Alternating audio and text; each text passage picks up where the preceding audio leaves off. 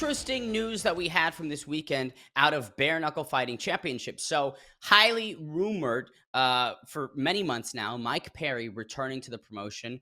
He is kind of the face of BKFC, but seemingly some stuff going on behind the scenes that prevented another Mike Perry fight from being announced or pushed or booked. That all pushed to the side because on Ariel Hawani's show on Wednesday, BKFC founder David Feldman announced that Perry will be headlining October 4th against Jeremy Stevens in Newark, New Jersey at the Prudential Center. This will take place at 175 pounds for the King of Violence title. Yeah, it's been 16 months since Mike Perry last stepped into the ring, but now he is back in such a big way. I will say this is not the name that I'd heard being floated around to be booked opposite Mike Perry. Jeremy Stevens is someone who has had a lot of success, funnily enough, in BKFC. I think he's 3-0 so far. Just got through Eddie Alvarez earlier this year. So it makes sense, and I am very happy for Jeremy Stevens to get this opportunity to be rewarded. But it is weird. I'd love to have the clarity of, what went on, the names that I'd heard to now get to Jeremy Stevens.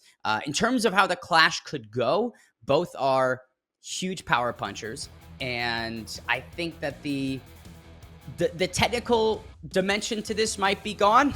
I don't know how much technical fighting we're going to see, but it will be a brawl. I think that when you're looking for matchups to determine the quote-unquote king of violence, these two fighters do personify that. So great matchmaking. Will be a fun card October 4th. I do feel a little bit bad for Dave Mundell. Now, we had the BKFC middleweight champion on this show earlier in the year. Dave Mundell spoke about this rivalry with Mike Perry, spoke about this bad blood, the history that these two have. And for Dave Mundell, someone that's had title defense after title defense, has been a great ambassador inside the ring for BKFC and outside of it, headlining some shows to, I don't want to say be stranded necessarily, but consistently not get what he wants is, it's a little tough to see, especially given how the pair at the press conference in July really went after it. I mean, Mike Perry charged across the stage to get at Dave Mundell. So it seemed like there was some beef that was building,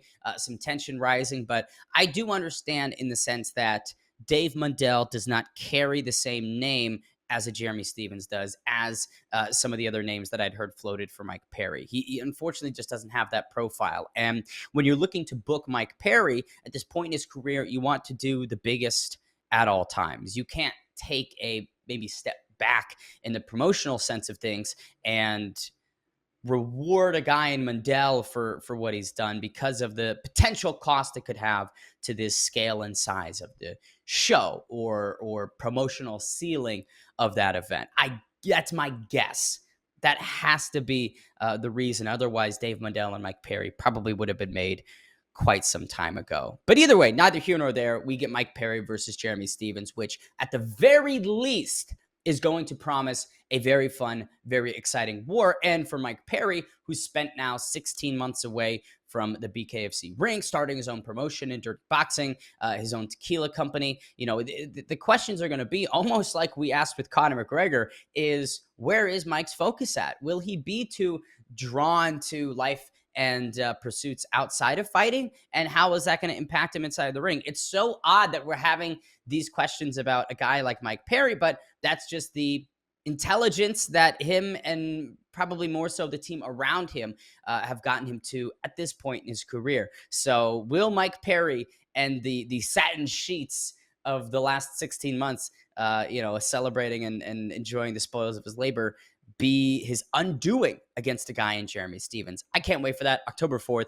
mark the calendars.